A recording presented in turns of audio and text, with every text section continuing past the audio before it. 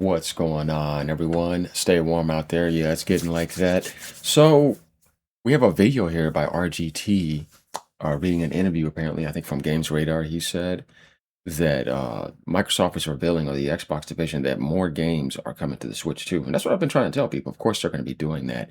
But then they realized there was some inconsistency that they're talking about. So, they're going to be highlighting that in here, or he is, on what they said.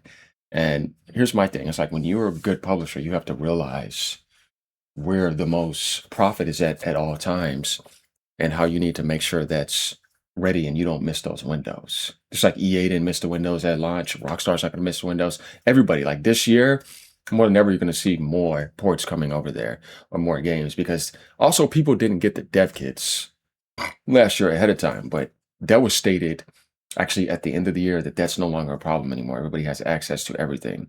So I know Microsoft's hard at work to make sure that if you want to be that strong publisher, like I said, you need the Switch 2. There's 16 million in like 6+ months. It's insane. They'll be at before the end of this year, you know what I mean? Possibly 30 million. You got Pokemon Gen 10 coming out, possibly the next 3D Mario, stuff like that, man. It's just gonna fly off the shelves and a lot of other games coming. So you can expect that to happen. And like I said, with that type of stuff going on, you need to make sure you're ready to be there at the beginning. As the install base keeps growing, your games will be there from the beginning all the way to the end selling. So let me know what you guys think. I think a Call of Duty is definitely on the way. Remember, we saw that. So they're going to be having that and plus a lot of other games. All right, let's go. One thing I think we can all agree on is that Xbox is a multi-platform company now. Yeah. Well, at least most of the time, because sometimes it seems like games aren't exactly multi-platform day and date. When you look at stuff like Xbox and PlayStation 5, for instance.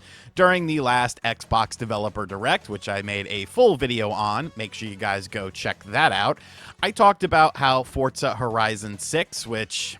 man, that game looks freaking awesome. I am still extremely hyped for that game. Is coming to PlayStation 5 later on in the year instead of on May 19th when it comes out on Xbox.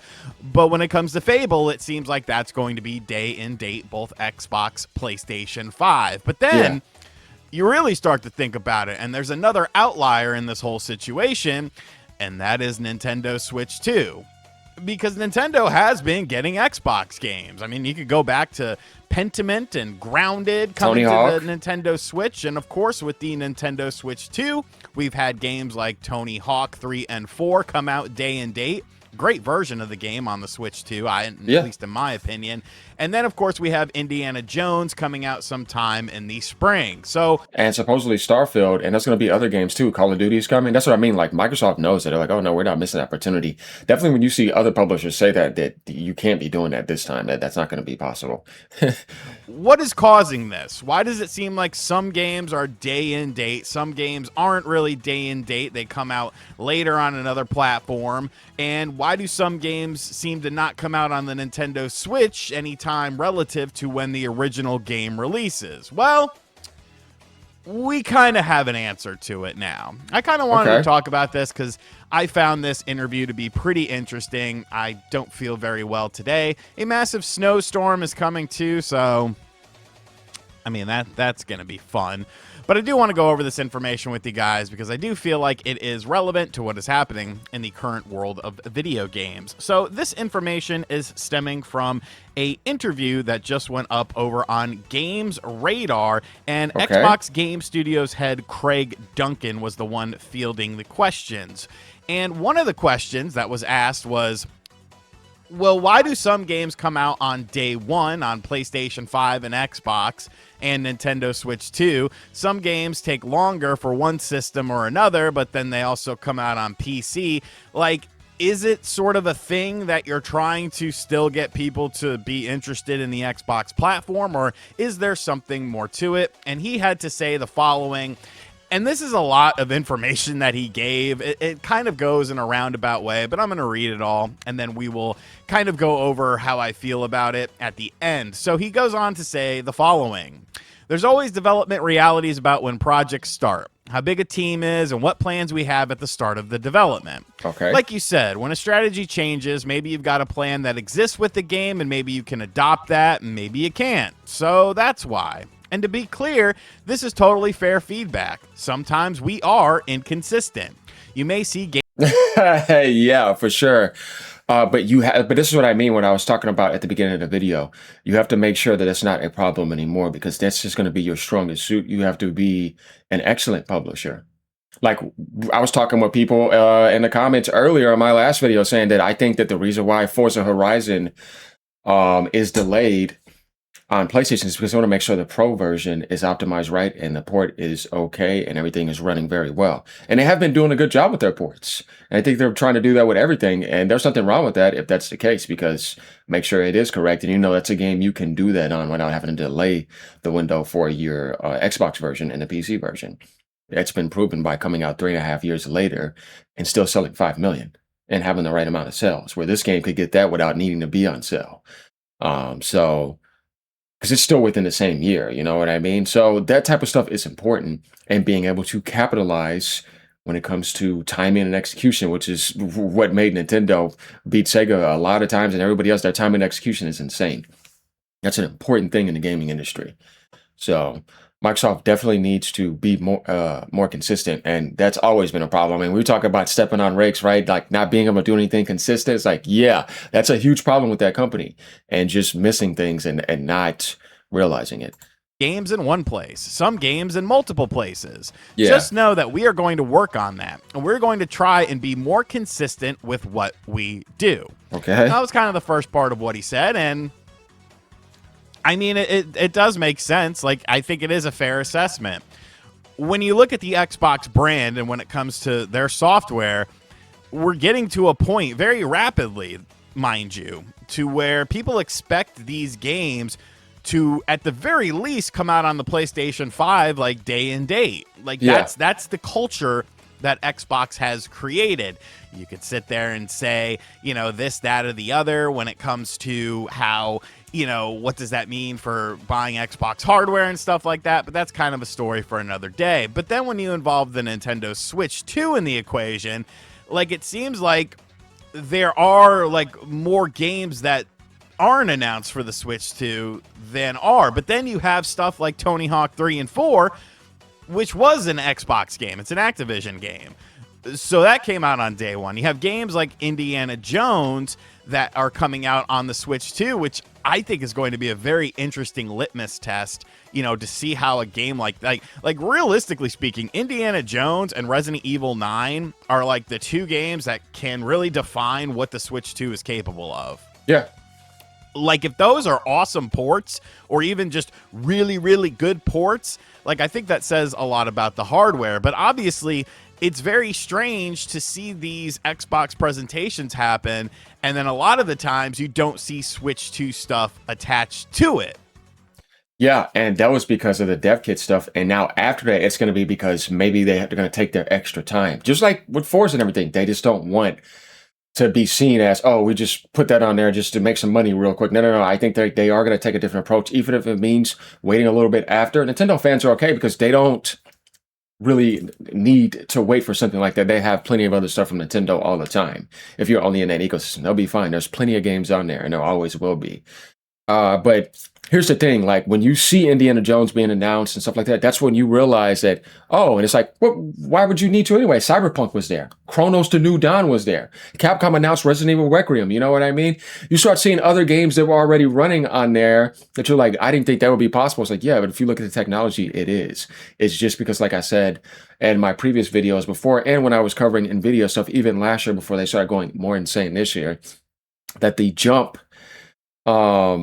that they're trying to get you to think that this is required to play this game was because of the laziness of devs and NVIDIA's scheming with the AI shortcut and upscaling and fake frames, where they could have optimized it for specifications lower, no problem. If you look at the Switch 2 specs and you look at what people are playing on Steam, I mean, it ain't even too far from the average PC rig that people are still like playing on from a while ago. Plus, their technology is in like 2021 or something. You know what I mean? It's like, oh, dude, they have a card in there that's in the RTX 3050, 3060 series damn near almost. They have enough RAM, 12 gigs of RAM. The CPU is okay too. It's not anything amazing or anything, but it's enough. And then they have DLSS to take the shortcut. So it's like, no, you could do it. It's not a problem. And they'll get frame gen and make it even better. If you watch that, not watch, if you read that interview with the Arc devs, the new Arc game, they said they're making it for it. But if they want to make this possible the way that they want, they're going to use Unreal Engine 5.7 and frame generation, which shows that you can do that. So when you have that type of stuff coming out, and we've seen the Indiana Jones engine, it's an amazing engine. You know, I played it day one at Game Pass. They can do it. It's no problem. That's why they're doing it. So it's not whether it's capable or not. It's more like, do you want to do it? And yes, you should, definitely, considering that the Nintendo base will support and buy games. It's not a console or a base historically that is based around subscriptions. That's just for old retro games. They buy games more than any other platform. Look at the sales, they're insane. So you don't want to miss that market knowing that that's a base that potentially is going to be selling easily over 100 plus million consoles. You want to get it on there and get it ready. Even if it is a 30 frames per second version, Nintendo players don't care. They have the handheld option as well. So, I mean, it's not really a question of that. It's more like, are you going to do it? And if it's not possible, yeah, you can. Just be honest. Especially when this seems to be Xbox's MO. We know Xbox wants to put games on the Switch too, but they have been kind of slow to do it.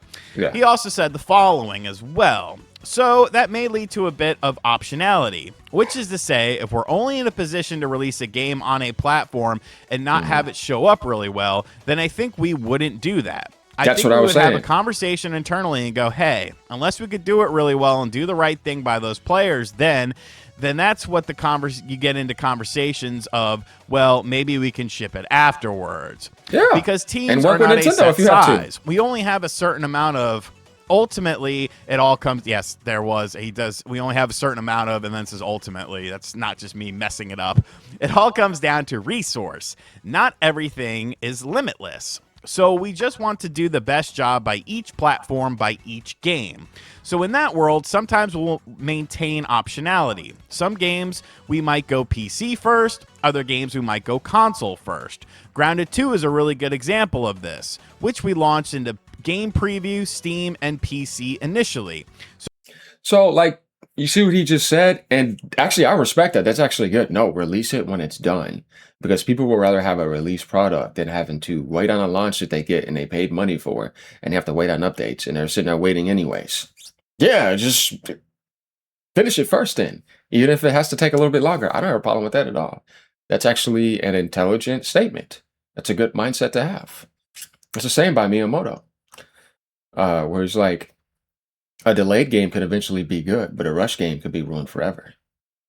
So yeah, I think it won't always be the same. So one of the main things that I'm taking away from this kind of goes back to what we talked about, you know, when it comes to the Nintendo Switch 2 and just the dev kit issue.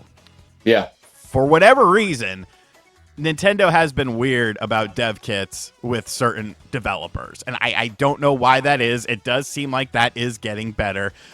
But essentially, what I think Xbox is trying to say here is, in a perfect world, they would have a team large enough that would be able to handle all versions of all games. Obviously, something like Tony Hawk 3 and 4 isn't quite as intense as something like Indiana Jones is or a Forza Horizon when we're talking about a Nintendo Switch 2 version.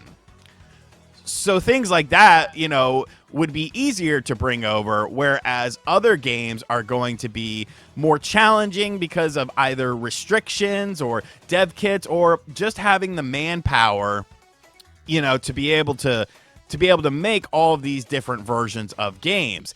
It is kind of disheartening, though, that it seems like Xbox has been a bit slow to the Switch 2 because, like I said, I would love a Forza Horizon game to come to the Switch 2, and I think it would have been nice to have something like that alongside of, like, the first 6 months of the Switch 2's launch because, you know, there's not really many racing games. Now, we do have games like Grid Legends coming out next week, and then we also have Gear Club Unlimited 3 coming out. But I still feel like there's an opportunity for a game like a Forza Horizon, especially a Forza Horizon 6. Like, why is Forza Horizon 6, if it's coming out on the PlayStation 5 later on in the year, why aren't we announcing a Switch 2 version of it? I guess maybe the one thing The one thing that we could be holding on to is, well, maybe it's at the Nintendo Direct. Because we know there's going to be a Nintendo Direct sometime happening in February. February, and can that be where Xbox finally starts to show off everything coming to the Switch 2? They show off Forza Horizon 6 is coming out later in 2026 to the Switch 2. Maybe Fable. Maybe, I mean, really, I think they may even try 5 first and then take even longer to focus on the 6s so they could have 5 and 6 just like the PlayStation. That's possible, where they may be trying to get that one out first. And I don't know. You never know, though. We're going to find out when it comes to that. Options are endless as far as what Xbox games, pending they don't get canceled, could end up coming to the Nintendo Switch 2, especially if they're able to optimize performance for things like Indiana Jones. It's really just going to take some time. You know, and really, it can be, annoying to have to wait for it, because then people are like, if you're really diehard in those Nintendo streets and people are like, oh, look at the Xbox game skipping Nintendo, and then people have to like defend it and stuff like that. Thankfully, I'm not a part of that. I don't really care what games come to other platforms, but it would be nice to see more Xbox presence, and maybe we see it at the upcoming Nintendo Direct, or I don't know. Maybe some games just end up skipping the Switch too. But let me know in the comments section down below. What do you think about either way? They'll be fine. Do you foresee there being some Xbox games at the upcoming Nintendo Direct? We assume something is going to happen in February, and I think that is a good potential of it happening. And what specific Xbox games do you want to see? Like, I'm going to buy Indiana Jones just because I am curious to see how that game performs on the Switch 2. And, I would buy a Forza because, once again, I feel like there are people, that's kind of a style of game that there's not really anything filling that void on the Switch 2 as it stands right now. And as always, guys, thank you for checking out this video. Oops, I did not mean to click on that one. So one thing. But yeah, guys, you guys let me know what you think about that. I mean, that was cool that they mentioned what was going on behind the scenes, because people wanted answers, I'm pretty sure, in the Switch 2 world. And in general, probably like if you were thinking about Xbox being a more powerful publisher, them putting more games on there, plus putting their games on Steam, plus putting their games on PlayStation. When you think about that, they will be able to be a very powerful publisher, and the Xbox brand will be able to be absolutely fine as a third-party publisher by being able to get powerhouse sales on all 3 platforms: Steam, Nintendo, and PlayStation, all those ecosystems. So let me know what you guys think down in the comments below. Peace out. Stay warm. Later, y'all.